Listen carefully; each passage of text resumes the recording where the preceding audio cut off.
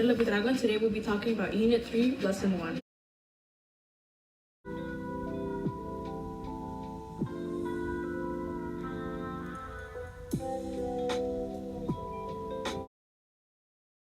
One main question here, and it's also the title of the unit. It says, who attended the Philadelphia Convention? So I'll tell you the answers. James Madison, who had a plan to create a stronger national government. So did George Washington. He believed in that plan too. Benjamin Franklin, who attended as the delegate of Pennsylvania, not Philadelphia, Pennsylvania. He was also the oldest out of everyone there. Governor Morris, who served in the state militia and in the New York legislature, he also attended, as well as Alexander Hamilton, who represented New York, and like in Hamilton, he talked for 6 hours. The convention listened.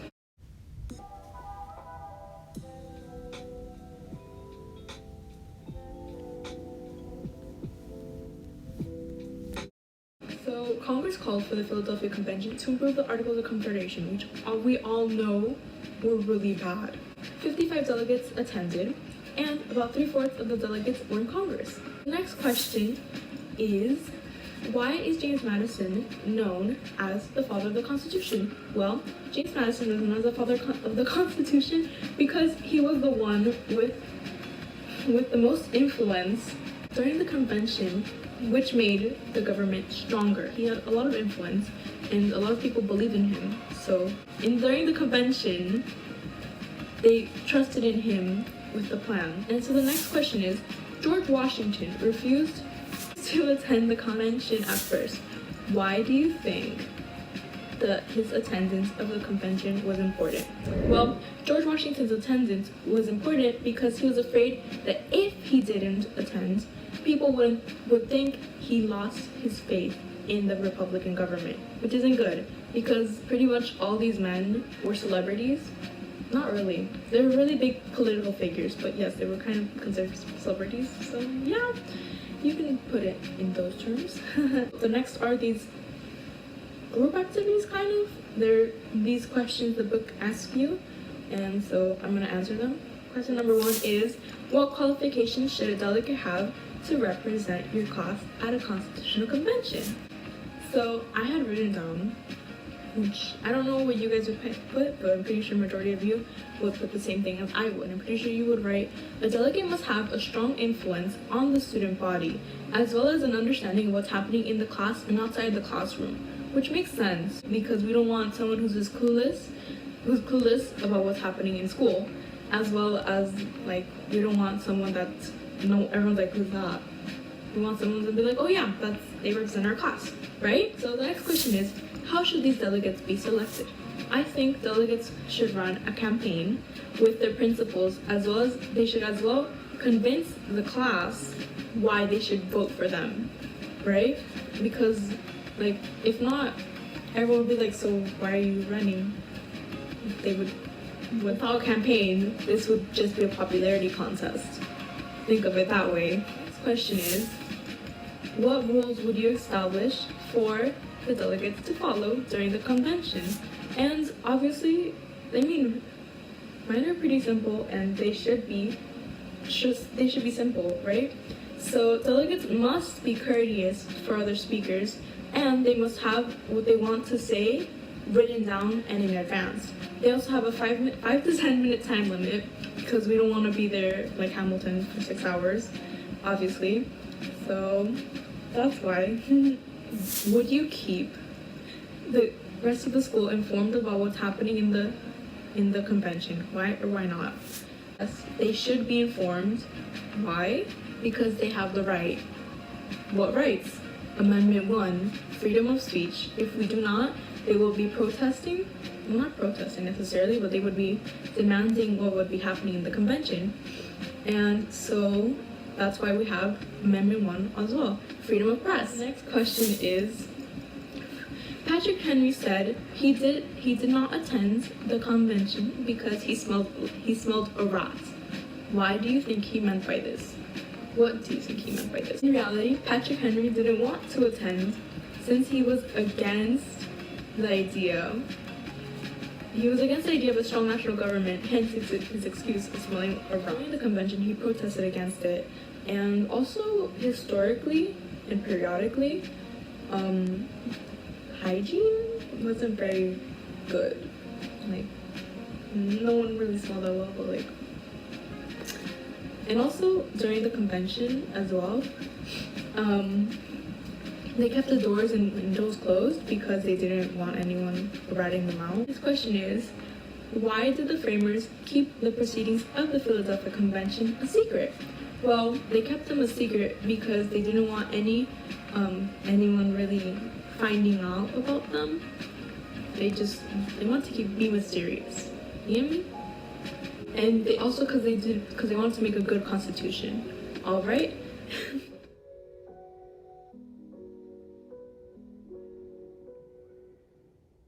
The next question is, what did Congress ask the delegates to do during the Philadelphia Convention?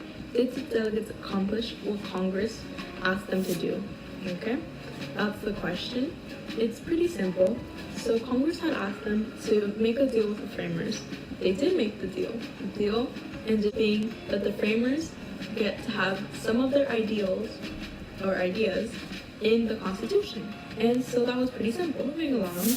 So the next question is, in what ways were the delegates at the Philadelphia Convention representative of the American people? In what ways were they not representatives? So they represented the American people by representing the colonies, which means mass majority. But they did not include women, African Americans, Native Americans, or poor farmers because due to Saige's rebellion. So they didn't include women because they thought that women deserve to be in the kitchen and they're just wives to make children and make food. That's what men thought back in the days, which is kind of sad. And the African Americans weren't there because all the representatives thought they were slaves. So that's why there weren't African American representatives nor Native American representatives. Native Americans were not there because we took their lands and we kind of killed them off. And if we didn't, they were in their own reserve, unfortunately. Then obviously there weren't any poor farmers due to Saige's rebellion because we kind of had beef with them. Moving along, what rules did the framers establish for the convention, and what was the purpose of these rules?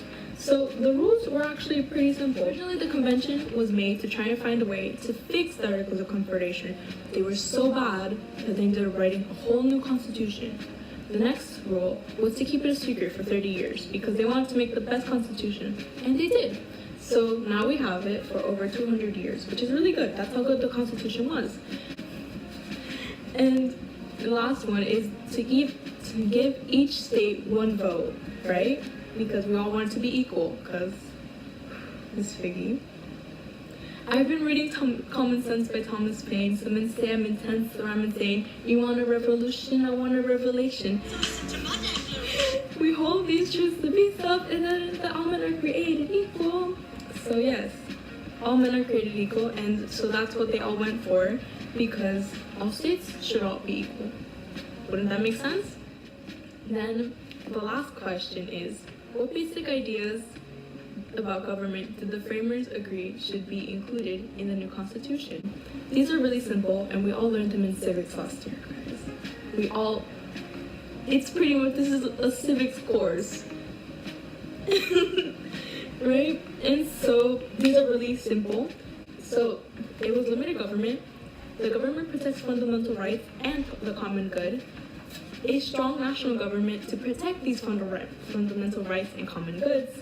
A government made up of elected representatives such as the president, the House of Representatives, and Senate, to name some, and checks and balances. See? Civics. Yes, I got in.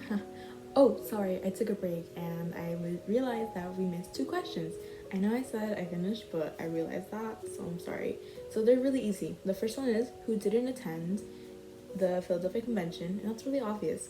And it's Patrick Henry, Richard Henry Lee, Thomas Jefferson, John Adams, Samuel Adams, and John Hancock.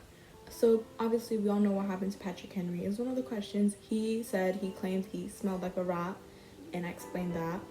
And also, Richard Henry Lee refused to go, and he didn't want to sign, but he eventually did sign. Thomas Jefferson was in France, as we all know.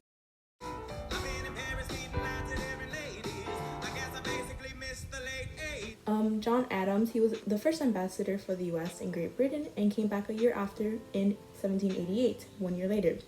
Samuel Adams didn't want to go. He was scared that a too strong government would kind of abolish people's liberties. And last, John Hancock. He didn't attend, but he did help ratify it and gave a whole speech about ratifying it. Right? That's easy. We made it. We're on the last question. And you ready? The last question is, why do you think it was so prominent for the framers to make "we the people" so prominent at the top of the document? And it's easy. "We the people" is written so bold on the top of the document because it shows that it was made by the people, for the people, hence why we have the preamble. So it can show that all the promises we will make for us and for our future generations. And that's it. Now, good luck on "We the People." Have a good school year. I'm gonna go have a good quarantine and summer vacation.